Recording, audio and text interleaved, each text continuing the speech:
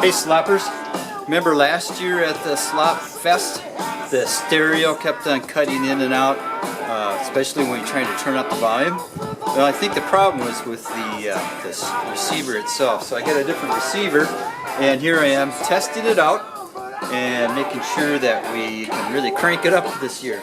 So let's check it out.